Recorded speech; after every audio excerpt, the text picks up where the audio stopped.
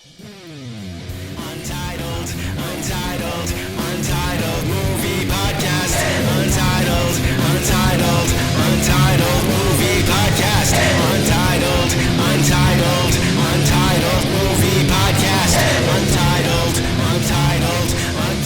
movie podcast. Welcome back. Welcome. We're still here. Yep, we haven't gone away. We've not gone away. Don't fear. Don't fear the Reaper. Fear the Reaper, because death is coming for us at any moment there, bud. So see you real soon. Exactly. Welcome to the existential happy hour with Stebbins and Murray over here. Yep, I'm confused now. He's Stebbins. I'm Murray. Okay, I thought I would be Murray. Today we're talking about assisted suicide. We are not. Is it for you? Now it just got weird. Well, I gave you a chance. I gave him the chance to answer. Okay, you just got weird now. Yeah, we're the Untitled Movie Podcast. The Untitled. Untitled. Not the titled. The untitled. Yeah, like we had a title. And we und it. We reversed said title. He's Ron. I'm Craig. Yeah, accurate. Yep. Someone's Craig. Yep. And or Stebbins and Murray is fine too. We might change names to that. Yeah. So long story short, we both have 2 children now. We got a lot of work stuff going on. We're not doing a great job of getting these episodes out to you, but we're still doing it. So don't give up on us. No. Stay subscribed. Stay downloading. Stay spreading the word, because we're still trudging along, and eventually we'll get back on track for the good schedule. All right, nerds. And if you don't like that, eat a boner. Unless you like eating boners, in which case I hope a boner is withheld from you. All right. So yeah, welcome. We're back, and we're talking. What are we talking today, bud? We're doing part 2 of our other one that we haven't released till recently, even though we recorded it in May, I think. Major League 2. Major League Dos. Mejor Liga Dos. I think that's how you say it, right? I'm not Spanish. Baseball Dos in Spanish. Major League 2, starring Charlie Sheen and Omar Epps and Tom Berenger and the guy who plays Lou, Corbin Burnson, that lady, Dennis Haysbert, James Gaiman, David Keith, Eric Bruckscotter. Who the fuck's Eric Bruckscotter? Rube? That's who plays Rube? Bruce Cotter? That guy was in a bunch of stuff in the mid-90s. And then Yeah, it was a bunch of stuff. No mas. Let's see, still out there doing things? Yeah. Still working? No, not really, no. Hmm. No. He was in Starship Troopers, got his head blown off. Yeah, he was in Dragon, the Bruce Lee Yep, story. he's one of the douchebags that tried to fight him. He was all like, "You're Asian, I don't like you, brah," and then he got kicked in the face, and then he became a student. He was the catcher in the fan. Was he really? Yeah. Played a catcher Once a lot. again, how I said the last episode, that Willie Mays, they should have just used Willie Mays Hayes in the fan. In the fan, about when he gets traded to the Giants. Yeah. So it's been a while since we did one of these. I don't know how to do the show anymore, but let's just fucking get into it. Let's talk. We've already discussed Major League 1. I'm gonna say this right now, hot take. Major League 2, worse actual movie, better sports movie. Yes. I think it's safe to say. Yes.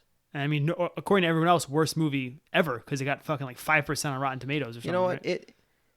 It's a spoof on the first one.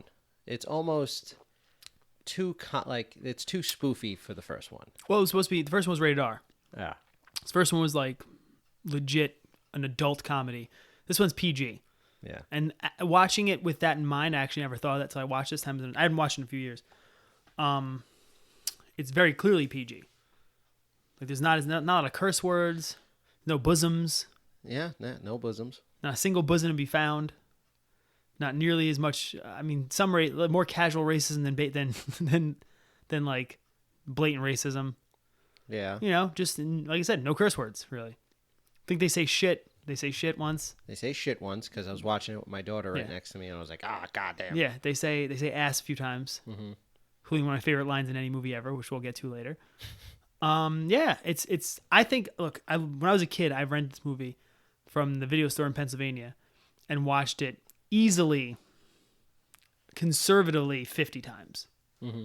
I would just keep renting it and keep watching it. I thought it was the funniest freaking movie ever. I thought it still holds up. I still get chills at the end of this movie for some reason. It's got like a weird special place in my heart. So, I actually prefer this to the first one. Like I said, the first one was a better movie, but this is more entertaining. I will. If you give me a choice which one to watch, I'll watch this But one. now that you said it's geared and it's more PG, that would make sense because I think I saw this one first before I saw the first one almost. I definitely saw the I first one. remember this one more than the first one. I definitely saw the first one first, but in hindsight, I think it was one of those movies that my parents like let me watch most of, but like fast forward through some parts and what have you. Because I seeing the first one, seeing this was an adult, seeing this one as an adult, I'm like, yeah, I remember all this. Seeing the first one as an adult recently, I was like, what the, where the half this fucking movie go? You know? Yeah. But basic plot is it's the season after the original, which is the first issue you're gonna have with this film if you're a discerning moviegoer. We'll get back to that in a second. It's season after the first one. The season before, when they made the playoffs finally for the first time in 8,000 years, they apparently lose in the ALCS to the White Sox, who go on to win the World Series. They come back for another year. Everybody's hyped up. They're like, oh, we're gonna do it this year. It's a good team. And lo and behold, everyone's a fuck up now again. Jake still sucks. He's getting too old. Jake's way too old. Jake's way too old. He's too old for this shit. Ricky Vaughn is now a cleaned up suit. He's gone to the other side, and he's lost his nuts. He's also what do they call the term? Buffalo Brothers with Indiana Jones and his dad. I think it's Eskimo Brothers.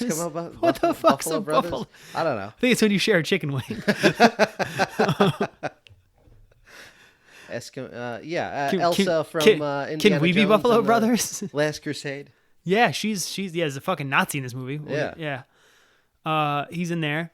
He's lost his confidence in his fastball and gained way too much confidence in himself. William Mays Hayes is now he's basically being Deion Sanders, trying to act. And See, I feel like they were trying to be more of a spoof and a joke against Wesley Snipes. You think so? Yes. You think they were like, Wesley, think he too good for this shit? Watch this. I think so. Ooh, I could see that. Like when they show the, Black Hammer, White Lightning. That's hilarious. With Jesse the Body Ventura. Like, I think that's making fun of Wesley Snipes. That's possible. I can see I that. could be wrong. I mean, it you could could just be that. You could be very much maybe right. more Deion Sanders, but I think it's probably, maybe I can see a little bit of both. He is doing a Wesley Snipes impression for a lot of it. yeah. It's Omar Epps is 21, I think, in this movie, and Wesley Snipes was like 27 when they made the first one, so he like de-aged, and then he's doing a Wesley Snipes impression. What's his face? Corbin Burnson. God damn it. Roger Dorn has retired and bought the team. The bitchy lady's out. Lou's still there coaching. The snot ball guy, you're saying Jesus can't hit a curveball guy, is just gone. He apparently Eddie whatever his name is retired in the off season. Yeah. No one talks about him, or he died or got. Or was because the other coach looks awfully much like him. Not him. It's But he's not him. he's in the first one also, I think. He He looks is? like Jim Varney. That's what he looks like. Okay. He looks like Jim Varney's uncle, Steve Varney. I like to think, I mean, I don't want to think this, but I tend to think that anytime my headcanon, if you will, is that anytime a character disappears from one movie to the sequel and no one mentions them, they got caught with child porn. Is that what you like to just? Because that's the It only... makes you not want to think about him. Well, yeah, again? because it's really one of the only ways you can get just completely forgotten by everybody. Like, even if you think about real life situations, I'm not going to get too dark and horrible. Like the Chris Benoit thing, where it killed, had a bunch of head trauma and freaked out and too many drugs and all that, and killed his whole family. There's still people who remember him fondly because most of his life he was still good to them, right? So it's people are like, oh, Chris, it sucks that happened. When you get caught with like child porn, no one's like, oh man, Steve was a really good dude until that day he was a pedophile for 10 years. You know what I mean? So people just tend to pretend you don't exist. So I like to think Eddie got caught with kiddie porn, and he's gone now. So you're welcome, folks. Anytime any character disappears, just remember they were a pedophile. Fuck them. And so yeah, the season starts again. Everybody's up their own ass. They start to suck again. They have a high-priced free agent in Jack Parkman, played by David Keith. David Keith, not Keith David, the wonderful David Keith. He's the best player on the team immediately. Jake transitions to being a bench coach. He should have cursed more. Exactly. Well, if it had been rated R, yeah. Yeah. And they start to suck again. The chick buys the team back. They trade away Parkman. Everybody gets their mojo back. Baseball. They go to the World Series. right? There's a random love interest thrown in there for Rick Vaughn that With didn't exist in the first. Connie Conehead. Connie Conehead. I literally think one of my notes is like, what the fuck is Connie Conehead doing? Who the fuck is Connie Conehead? So apparently they were dating last season. Yes. And he stopped seeing her in the off season. But the night before the division game, he slept with Suzanne Dorn. yeah. Suzanne. So he wasn't dating Suzanne Dorn. He wasn't dating a Conehead. No. Yeah. So where did Connie Conehead come from? Did she come from Coneheadia? Vorlak? Morlak? You want to talk about a movie I haven't seen in 25 years? I have not seen that movie easily in 20 years. I'd say like 2 years for me. I like it. I'd do that. have to give it another shot. I'll give that a shot. I have a bad feeling I'm not going to enjoy it as much. Or sometimes Sinbad's in it.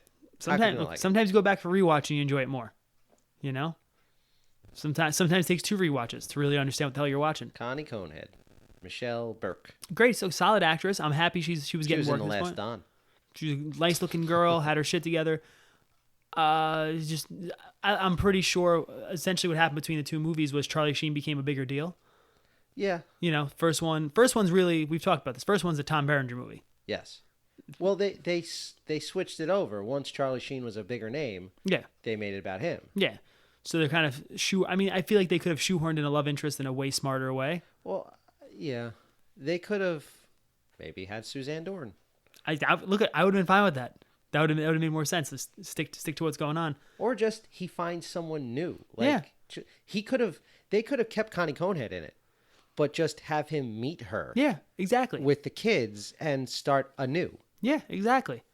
Exactly. It would have made even more sense that way. And then she could have been like she already was his beacon.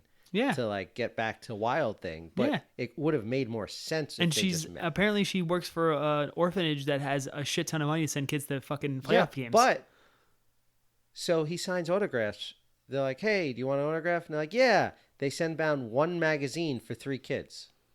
I think that's all they had was the one program.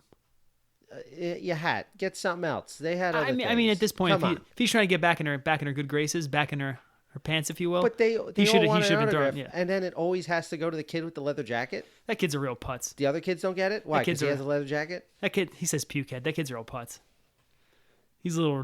I bet you he's in for something real. The other kids, Snake. What was his name? Who cares? Let's just leave it at Snake. So yeah, Snake. Fucking, like again, $1,000 playoff tickets right on the fucking down the third baseline and fucking in the outfield. But whatever, it's a good orphanage those kids are in. So yeah, this movie, again, I definitely enjoy it more. It does you the favor of giving you definitely more baseball. Yes, there's a lot more baseball. A lot more baseball than the first one. There's a shockingly low amount of baseball in the first one, actually. Well, because that actually had a story. Yes, true. This is very similar to the same story, but it's like they're like, all right, let's just have a baseball movie with some gags in it. Yeah, it's very much true. It's every sports movie you've seen. It's the Mighty Ducks. It's every sports movie you've seen where they go from shit to being winners. Worst to first. Yeah. Well, it's like you said, it's a very by the numbers sports movie. More so like than the all the beats are the same. Yeah, the first one is very much meant to turn everything on its head and be like a rated R comedy with some baseball in it, like Slapshot. There's not that much hockey in Slapshot. Well, this actually came out the same weekend as D2. Did it? Yeah. With Charlie Sheen's brother, Emilio Estevez. Emilio! I'm going to say I prefer D2 over this movie. I haven't seen D2 in quite some time. It's good. Good job, Captain Duck. Yeah. Benny the Jet's in it. Benny the Jet, not Urquidez, Rodriguez. Rakitas? Urquidez is the kickboxer. Yeah. He's a firefighter, but he got in trouble for beating someone up. Long story. I'm not going to get into someone else's life. Anyhow, not Benny Urquidez is fine. He's still out there kickboxing. John coaching. Lennon. Good singer. Shot in the head. Very sad. Oh, what was it? Smart man. Smart man. John Lennon, smart man. Shot in the back. What a shame. Better episode. Yeah, man. This movie's very by the numbers, and it's there's a lot of fuck ups in this one. Like the first one, we're not trying to shit on it too hard because we do love this movie. Like objectively, I fucking love this movie. But The first one's a more coherent, like the plot makes a little more sense, especially because you haven't seen the plot yet before. Well, it was, like you said, geared towards adults. Adults have a more attention span than children. They're going to listen to a story. Yes. Kids want to see sports and funny shit. Yes. This one, I'll say the biggest glaring weakness in this whole movie where it starts, like and who even made this thing? Michael Ward? Michael Wincott? David Ward. David S. Ward. Not Michael Wincott. Not Michael Wincott. David S. Ward did other shit, didn't he? Did Sleepless in Seattle? Ugh. It wasn't a bad movie. It wasn't a great movie. The Sting. The Sting? He did Major League One. Oh, there you go. I probably asked you somebody did Major League One and forgot because it's been 9 months. Screenplay for Flyboys. Not seen that. Wrote the program. Fucked up movie. Screenplay for King Ralph. That's a movie we probably will never. I haven't seen the movie since the theater when I was 7. I don't think I've seen that entire movie ever. I remember his girlfriend being a blonde British woman with an extremely dark tan for a blonde British woman. I could be wrong. Oh, he directed Down Periscope. Terrible movie. Directed the program King Ralph, Major League One, and Canary Road. I never heard of that. Looks odd.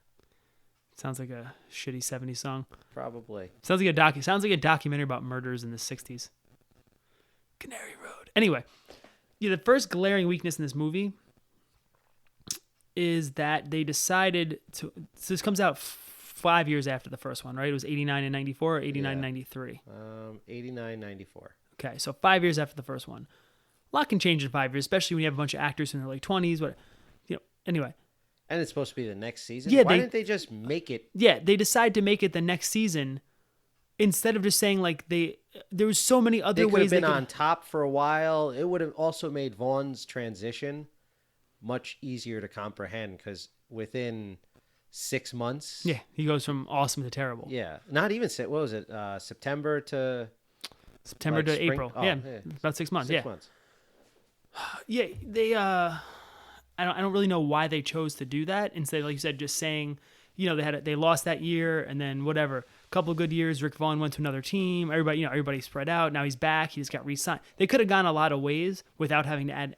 It was basically the first 2 minutes of the movie is just My water tastes like cinnamon, by the way. That's outstanding. I may or may not have given Ron my old cup that had cinnamon coffee in it to give him water. He was thirsty. Whatever. I'm lazy. I cleaned it out with soap. Anyway. The first 2 minutes of this movie is just Bob Uecker expositioning, which again, this movie's lazy. I like it. That's probably the best way to put it. Yeah. It's lazy. There was a lot of stuff they could have easily fixed to make this a much better movie. And there was like, fuck it. Whatever. It's Major League 2. Bob Uecker explains everything that happened in the first one. You get a full recap of the first movie. It might be not counting Back to the Future and time travel movies where it's done for effect. I'm going to say this might be the most of another movie shown in a movie ever. Like they give you legitimately 3 to 4 minutes of the first movie. Yeah. So not even reenact, just like literally the scenes from the first movie to tell you what happened. They might as well have just had a previously on. Yeah, I for them I know. Yeah, like previous on Major League. Like yeah, that's pretty ridiculous. And what they could have done instead was same thing. Have Bob Uecker have it 5 years later, like it was, and have him doing a special on the radio on that season. That team. They didn't have it that they would have won. It would have been the dream team or whatever. And where are they now? Oh, hey, look, we're getting a team back together. Exactly, sir. Exactly. So that's the first real flaw because Charlie Sheen looks fucking 30 years older because he was doing a bunch of coke. And I'll tell you this. In the past, I've said some negative things about Charlie Sheen. Made some jokes I shouldn't make, but whatever. He seems like the kind of guy who would get it. Sorry. But Charlie Sheen's a fucking talented dude. He is. And it made sense that they gave him the starring role in this movie, but they didn't even use him right.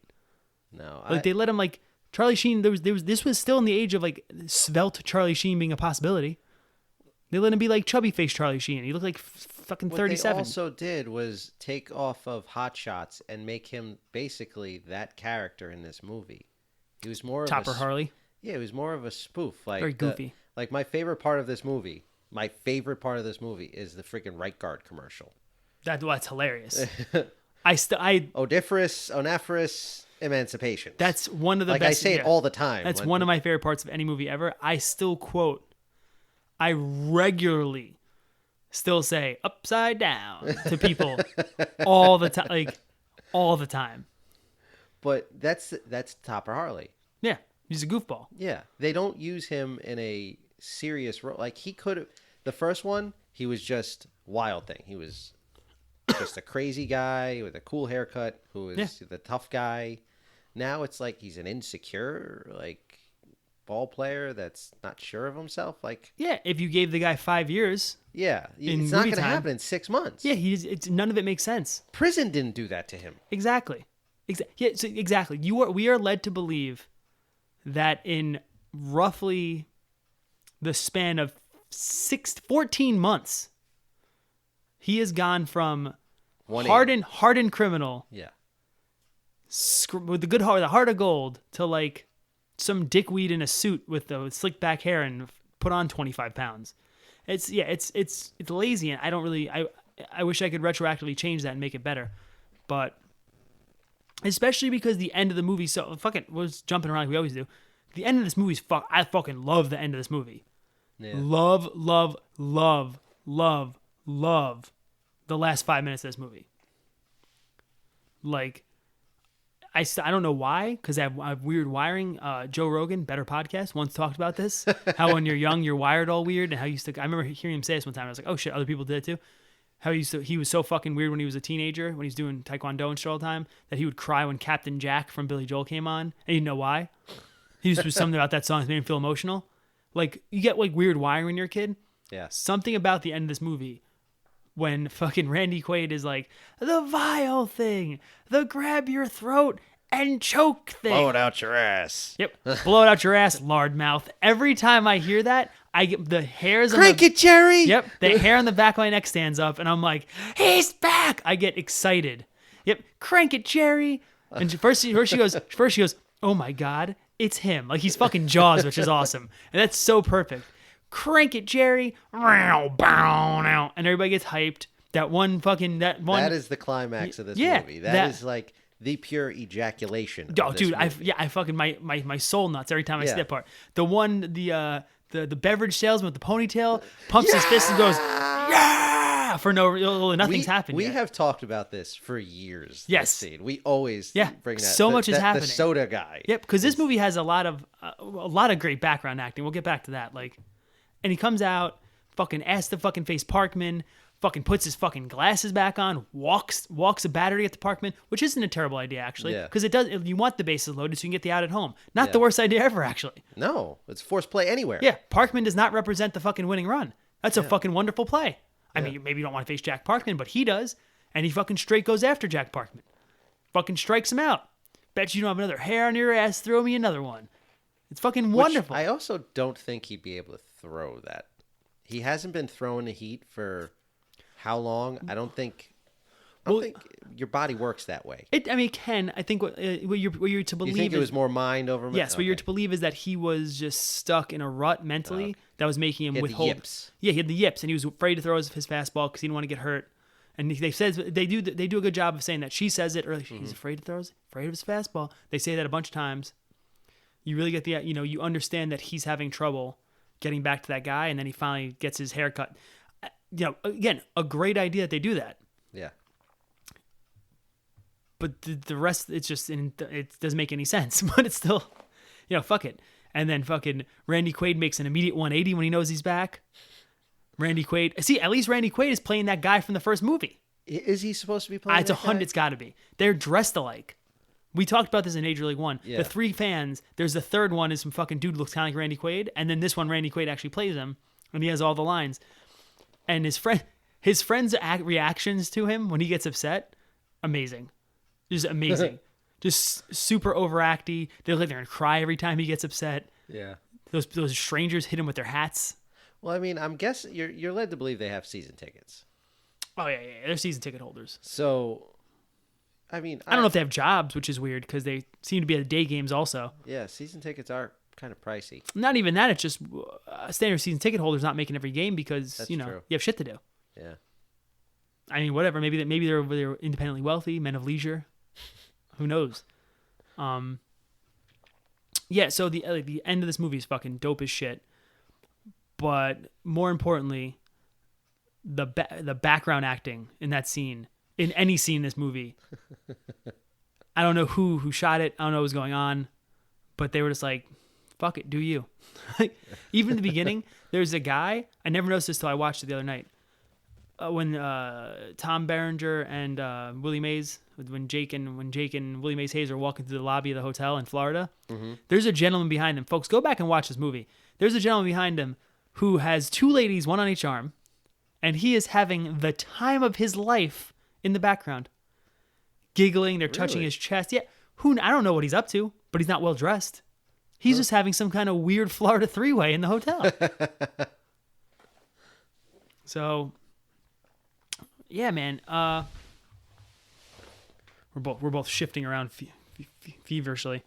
We're shooting this. We're recording this in my garage again, and I was too lazy to get a real chair, so I'm very uncomfortably sitting on a weight bench. And then I just realized I never checked my microphone to see if it was on. So I was Christ. Mine's luckily, it's been on. Yeah, no, you're good. Okay, good. But, shit, that would have been bad. Yep. So. And we're recording, so. That's exciting. We're not great at this, folks, but we're back. So. But that's probably why you like us, if you like us. And again, that's why you like this movie. Yeah. It's not great, but it tries, and it's got its moments, just like we do. And again, we got a great ending. One person I love in this movie is Rube. He's a great moral compass in this movie. And just his lines, they're going to send me back to Omaha. I'm not even from there. No, he's fucking hilarious. And you know what I never noticed till this viewing? He's obsessed with porn? No, that's hilarious. I have a lot of thoughts on that. Because he's a virgin. Yes. He gets another gimmick through the whole movie that I didn't notice till another running joke. He never gets any of his cliches right. Yeah. But he gets it right at the very end. Yeah. I never noticed that till last night. Mm-hmm. He goes like, what is it? When a man's, I have it written down. Hold on. When a man's lights are about to go out, the fat lady can't sing if it's not over. Like, that's amazing. He says stuff like that. Yeah. Tells all these weird fucking stories. And finally, at the end, he just goes, when the going get tough, the tough get going. And that's when fucking Charlie Sheen looks back at him and goes like, yeah, nods. Like, he was like proud of him. He got the fucking thing right. This movie was shot in Baltimore, by the way. Not in Ohio. Yeah, it was supposed to be, it's Camden Yards, right? Yeah, I mean, it was supposed to be Cleveland Indians fucking stadium park or whatever. But yeah, it's Camden Yards, very clearly Camden Yards. There's signs for Inner Harbor things in the stadium. And even when they're riding the motor, they just shot this must stay in Baltimore to shoot it. When they're riding the motorcycle, that's Baltimore. I lived in Baltimore. He's in like Fells Point or something, riding that motorcycle. When he does the sweet wheelie for no reason, and through the smoke, looking like a fucking Whitesnake video. It's a weird choice. Connie Conehead. Yeah, exactly. So yeah, this movie's clearly in Baltimore the entire time. Baltimore, Ohio, I guess. Hey, Serrano, I'm on the rooster. Exactly. Yeah, everybody comes back. They bring in... would you say that... What's his face? Tanaka? What about him? I don't know if he's actually a racist character. I mean, I guess he is because of the samurai thing. But also, I feel like that makes sense to be prevalent. They're using it because Japanese people are notorious fans of baseball. Yes. Just look at Mr. Baseball. I like how your proof is other movies. Other racist movies about Japanese. Not any stat you could have found anywhere, or just anecdotal evidence. Just other movies about baseball. Gotcha. It is true. They do love. No, baseball's huge in Japan. Yeah, a lot of what was it? Cecil Fielder went over there and played. Yeah, I've known people who played minor league ball. Who people were like, you need to just go to fucking Japan. Let's go to Japan. Go to Japan. You know, it's big over there. But here's the thing. I don't know if it's racist for a Japanese person to play a Japanese person. No, I mean, that's the Long Duck Don argument. Yeah. Yeah, it's pretty. That I can see. Yes. This, he's playing a character that is just like I'm not offended. Like, I can get offended by Long Duck Don. Well, we're not Japanese. We're not Japanese, but I could see the I don't see it. It's not blatant here. Yeah, I don't see. I mean, there's a borderline. You can argue that he's just playing a aggressive person. Yes, I think I'll say that. I don't know. Like Long Duck Dong is clearly people being like, fuck it, who cares? You know what I mean? This dude's more like, that's pretty funny, right? Like it seems like he was in on the joke. Does that make sense? I work at a golf course that is predominantly played by Asian people. So I have witnessed like this kind of reaction in sports. Like there's plenty of people that act like this on a golf course, let alone a fiery culture of athletes. Yeah, that just go at it hard. Yeah. And if you stop them in the game, they scream. I have been cursed, screamed, the Japanese go hard in sports. Had balls thrown at me, clubs thrown at me, all for doing my job. Japanese athletes give a ton of fucks. So maybe that's why I don't find I see it. I see what you're saying. Like I said, it's obviously it's a stereotype. Yeah, it's definitely a stereotype, but I don't know if it's the most. I don't know if it's, again, I'm not, if you're Japanese and you please, someone just write a fucking email. If you're Japanese and you're for this show and it was offensive, shoot us an email, we'll discuss it. Like you said, I see it more as this particular character. It kind of lines up. It's not like if he worked in a 7-Eleven and dressed like a samurai all the time, yes, it'd be like, that's fucking ridiculous. Yeah. But the fact that he's a baseball player, he's supposed to be like, kind of off, like he's supposed to be off. And it's not like he's taking that out to the field. He's dressed like a baseball player. Exactly. It's just, and he's good. He fucking makes a bunch of big plays. His characters, he's like a Bushido warrior. But the thing that doesn't make it racist to me is Pedro Serrano, their relationship. I love his Pedro Serrano because they're supposed to be what's the word? They play off each other. Yeah. So that's the whole point of it. That's why I don't see it as it serves a purpose. I think for something to be truly racist, it has to be out there without like superfluous. It's just out there being Yeah. insulting. Yeah, the thing is for a reason. The thing is he's never really he's not made fun of for being Japanese. He made fun of for being a moron. I wouldn't even say that. I'd say more like all his jokes, a lot of his jokes are based on the fact he doesn't speak English, but it's not like no one in the movie's laughing for not speaking English. Yeah. And you're not meant to laugh at the fact that he doesn't speak English. You're laughing at the fact that he's shitting on people, but speaking that just no one else understands him. Yeah. Which is, I don't see that as, I personally don't find that to be bad. Because he gets a bunch of great fucking jokes. Yeah. When he goes, and he's very calm, which I've been in Japan. Japanese people can say some shit to you and say it real fucking calm, better than anyone I've ever seen him before. Because I know some people said some shit to me when I was there, and they said it really calm. And he says the whole thing, and she goes, "Oh, thank you so much." And he's like, he bows at her, and it's maybe mounted by a rabid dog. That, and when he stands up, he's like, "Let's bash their fucking brains in," or he says, "Yeah." But no one understands. That's hilarious, you know. And the marbles joke, it's not. He doesn't say anything terrible. So, no. I'm in. I don't, Please, if you please, someone's fucking writing, even if it's angry, write an email. But as characters like this go, I don't see anything wrong with it. And then when he came back in the third one, which we'll eventually do, he still is fucking funny. Yeah. He's never really like I said, he doesn't do anything. The third one, he's probably a little more offensive. He starts doing the blind. First came putt. Yeah, but that's just fucking funny. Yeah. But yeah, the other shit he does in that movie gets a little weird. But this one, I think he's just, he's just one of the boys. Yeah. And him and Pedro Serrano are fucking hilarious together.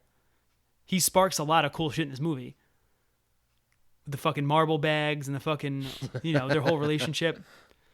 It's fucking, I didn't notice that until, again, like not this time, but like the time before this I watched the movie. I never noticed it was marbles.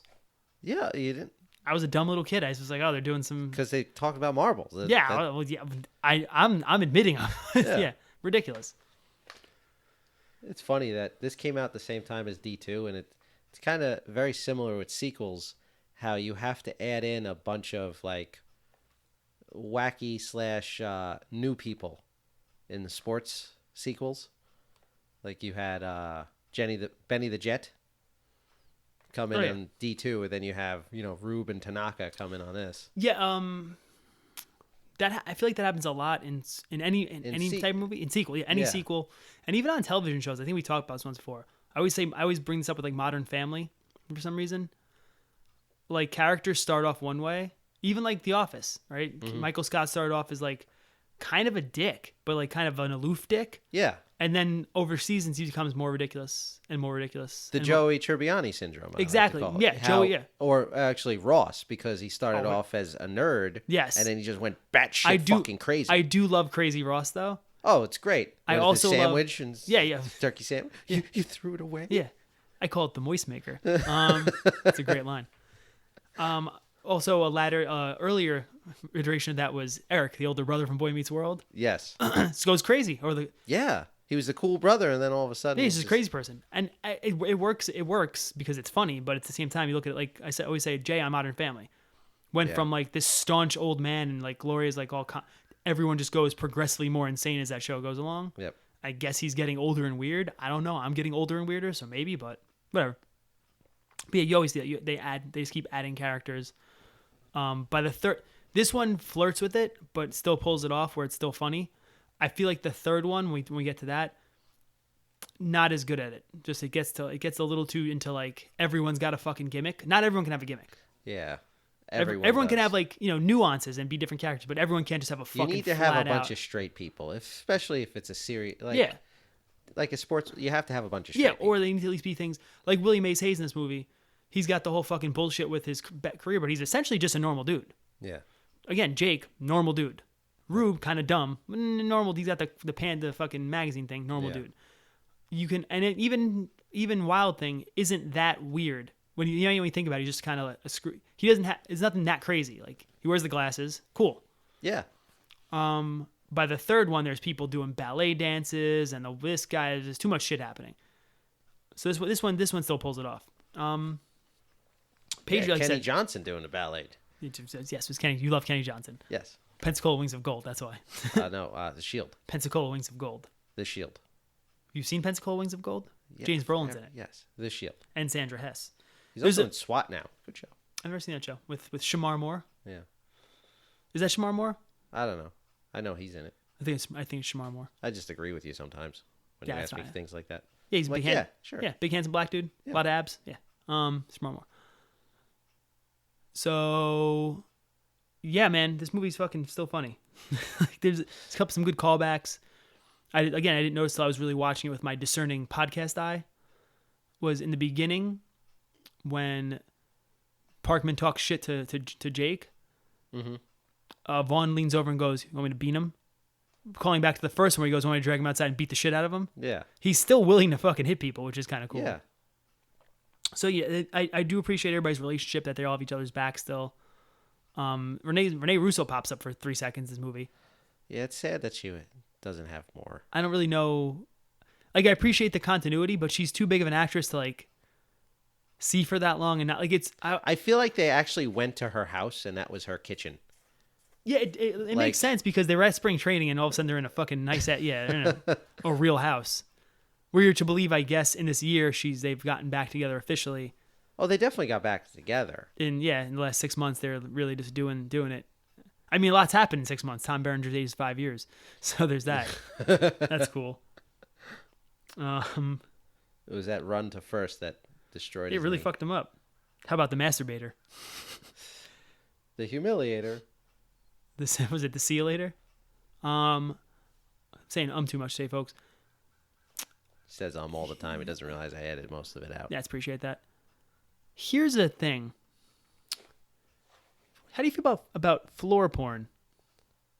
What the fuck is floor porn? So we've all heard of woods porn, right? Everyone. Woods porn? When you're a kid, there's always porn in the woods. Oh, that's where the magazines yes, you find. that's where porn is found, in the woods. Yes. As an adult, you look back and go like, I mean, that's fucking gross. That's someone gross. Yeah, someone jerked off in the woods. Yeah.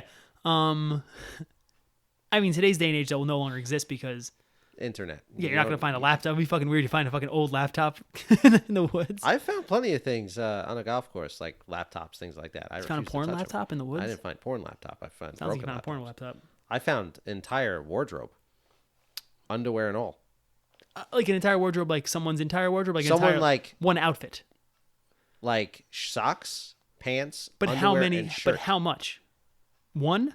Just that. Like So do someone you- took off all their clothes. So that's not and what's left an it there. outfit. That's not a wardrobe. When you say wardrobe, I imagine like you found multiple shirts and I have if you add throughout the years. But in one did finding. you wear it? No. Are you wearing it now? Threw it away. Are you lying to me? No. I could see you're lying to me. I hate you. I hate you too. So yeah, woods porn's the thing we all know about. Are we to believe, and I'm okay with this, I'll buy in, that Rube Baker was so feverishly reading his Playboy that he walked from the clubhouse. He brought it with him already, right? It's in his bag. Mm-hmm. Gets all his gear on, gets his catcher's gear on. Walks from the clubhouse, reading his Playboy.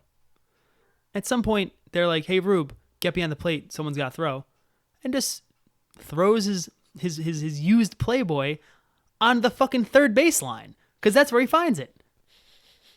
Again, this movie's lazy. I like it, but why couldn't he have just found it in his bag? Why couldn't he have just seen it hanging in his locker? Why the fuck would there be porn sitting on the floor of a spring training field in Florida? Yeah. That's insane. Unless was he jacking it on the third baseline? Maybe. Are we to believe there's some sort of horrific weird connection between porn and baseball? Porn based. I'm tired. Base porn. I don't know, but he's tarring up his knob. His pine tarring. Yeah. Some dudes in unitards in this movie, very beginning. Yeah. Her two trainers. Those guys have weird haircuts. That's the thing I saw. There's a lot of it's some weird shit happening here. One of my favorite lines, which actually led to a screen name I had when I was a child. Suggy Duggy now. That happens. I believe it's when he goes and kisses Flan. Uh-huh. Willie Mays Hayes goes, Suggy Duggy now. Oh, yes.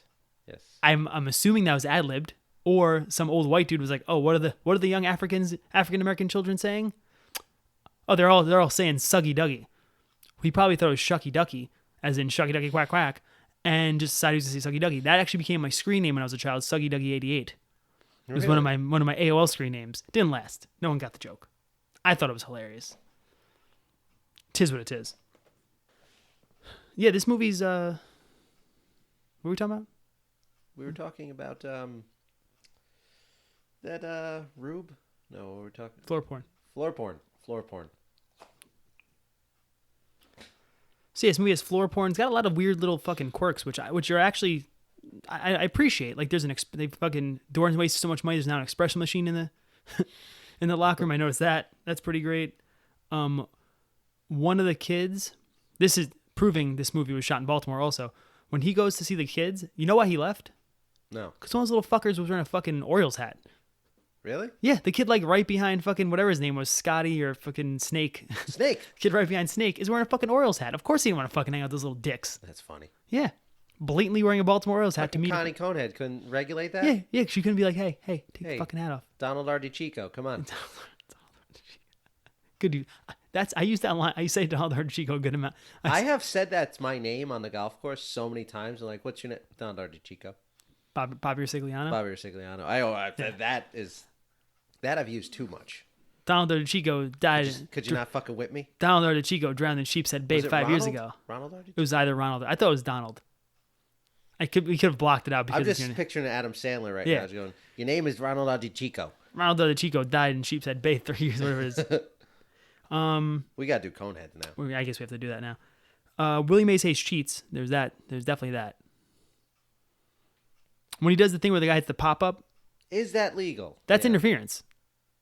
It's interfering with the fucking with 100% he's cheating. But whatever. I'll accept it. What I won't accept is this. You know the scene when they interview Jack Parkman when he gets traded? Yeah. He's walking to his car. And he's got the lovely African American young lady with him. Yeah. She gets in on the same side. Yeah, why is she getting the same side of the fucking car as him? He's getting in first, so it's not like. Did you notice that too? I never noticed that. I was like, no, I've always noticed that. Yeah, it's not like he didn't pop the seat forward. She's not sitting in the back. She's gonna get in the fucking front seat with him. This man's a loose cannon. That's how people die. Yeah. That's how Charlie Sheen made love to Chrissy Swanson in The Chase. And they kept swerving all around. Jack Parkman's a fucking terrible driver. And she seems very tall. That's a Porsche. That's a small car, yeah. It was a Porsche. She's a 6'2" woman. He's a 6'1" man. Yeah. They can't comfortably sit there in the same seat. Someone's going to die. So speaking of cheating, it's not really cheating. So Tanaka, he catches the ball with his hand. Yes. And then immediately spikes it. That counts. That still counts. Yeah. So what count? Because it wasn't like he's caught it and spikes it. How long do you have to have control over it? I imagine that's an umpire's decision. They saw that he clearly. But I also thought the ball then has to get back. I don't think so. No? Okay. I don't think so. Unless I could be wrong, but I don't think so. Even so, but it seems like an awful, very quick transition to spiking. I mean, he makes some bad decisions. I don't know why he punched through that thing. That didn't seem necessary. Yeah. He's pretty quick, though. Jump on the... Yeah, I mean, that ball was hanging up there for 9 years, apparently. Yeah. That was a very lazy home run. He wasn't already at the... He was running pretty hard. Yeah, that was a weird decision. They make some weird decisions with this character. I think they realized halfway through, like, this might be racist. Let's give him way too many cool things to do. And one of the things... Me and Craig are Yankee fans. Yes. Growing up, we always watched them. And one of our favorite players, Craig's favorite player, was Paul O'Neill. He's one of my favorite athletes of all time. Yes. So, if you've ever been to a Yankee game with Paul O'Neill in right field, you'll know that during the game, he does exercises that look very similar to, we always used to joke, Tai Chi. Yes. And it's just hysterical how they make fun of Serrano. Yeah, for being Paul O'Neill. Yeah, for being Paul O'Neill. Who also probably would have punched through a sign and probably would have tried to catch the... Paul O'Neill's legendary because Paul O'Neill was the angriest baseball player ever. I have a very vivid memory of when I was like watching a lot of baseball of Paul O'Neill striking out, I believe it was 3 times, maybe 4, against the Seattle Mariners. Went back to the dugout, took his bat and bashed the fucking Gatorade cooler until it was broken, but then came out in the 10th and hit a fucking single and they won the game. That's how Paul O'Neill was. Paul O'Neill gave all the fucks. Paul O'Neill would kill himself to get on base. Yes, Paul O'Neill was just a very passionate player. Yep. They should retire that. We've discussed this. They need to at least give him a monument. Yeah. Maybe don't ever retire his number. Give him a monument unless he has one. I don't know it, but I don't think he has one. I think he's still on the payroll for them. He's still working for the team. Yeah. He's definitely still working for the team. Does he have a monument? He might. I don't know. I haven't been to Yankee Stadium. Look it up there. I mean, the Yankee Stadium's fucking terrible. Yeah. It's very the old one was nice. It's very cold. I mean, like figuratively, it's like it's cold. It's emotionless. It's just, it's corporate. Yeah, exactly. There's too, like you go there, you don't have to sit down in your seat. You just walk around. It's like a shopping mall almost. Yeah, you it's keep weird. Walking around in a circle. Yeah, but it's nothing cool. Yeah. It doesn't feel like New York. It feels like you're in Good like steak sandwiches though. Do they? Yeah. I've only been there a couple times. LaBelle's. I think that's Judo Gene LaBelle, the guy that choked out Steven Seagal. I don't know. Judo Master Gene LaBelle. No, I'm not talking about him. I'm talking about Master of Highest in grappling. Yankee Stadium. Whatever. Go fuck yourself. Anyway, yeah, kids, an Orioles hat. I'm looking at my lines here, kids. My notes. Bob Uecker's fucking still great in this movie. I love drunk Bob Uecker. Drunk Bob Uecker's obviously, yeah, definitely the funnier Bob Uecker. Definitely the funnier Bob Uecker.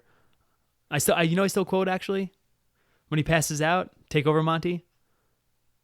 Fly ball. Caught. Exactly. No one is Phil Rizzuto though. No, Phil Rizzuto, one of the greatest calls. And you feel free. It's your favorite call of all time. Oh, pop fly. Oh, that ball has got. Oh, it's caught. I'm blind. I had eye surgery. Actual thing that Phil Rizzuto said calling a Yankee game. It's out of here, and it was a fucking pop fly to the shortstop, and he goes, I'm blind. But he'd do that all the time. Yeah, that was fairly. But that wasn't just a one-time. But thing. he was Scooter. He was Phil Rizzuto. He gives God bless him. Bless his soul. He's a great man. I love that Jake lies to the team, much like Necessary Roughness. What do you mean? When he says, "Don't give him a big do it for Lou" speech, and he basically tells him he's gonna die, even though he's fine. That's pretty great. And a heart attack. It's a great movie. I'm a big fan of Lou jump at the end. Oh, and he's in the bed jumping up and down. I love their shit. I may move to England. They save their. You know what? They save their shit. They save their shit for a good. It's a well-used shit. I think Rube says shit when Willie Mays goes off, says he doesn't want to play or something like that. He might. He says shit, and he's like, guys, and he gives them all that big moral speech. You know what? That's actually a great turning point in the movie because, like you said, Rube's the moral compass. Yeah, he's the audience, the dumb audience, us sitting there the whole time going like, dude, you fucking play baseball for a living, get hyped, you know? He's a 10-year-old kid. That's why he has the mind of a kid looking at a Playboy. I mean, he is an adolescent. And he is the mind of the children, the demographic they're going after. Yeah, exactly. He's the little kids going like, why don't you guys like baseball anymore? And that scene again, had this been 5 years later, it would have made more sense. Whatever. The doubleheader scene where now Willie Mays, who again, this would make sense if he was in the league for 5 years, not a guy who just begged to play baseball a year ago. Yeah, who snuck on to spring training. Is upset he has to play in the second game of the doubleheader. They get into the big fight. Him and Charlie Sheen throw down. They do that really weird, oversold fist fight where they miss by 20 feet each. And they all wrestle each other. That was supposed to be... that was supposed to look like assholes. That makes sense. The Philly Fanatic, I believe, is there for some reason, even though they're not.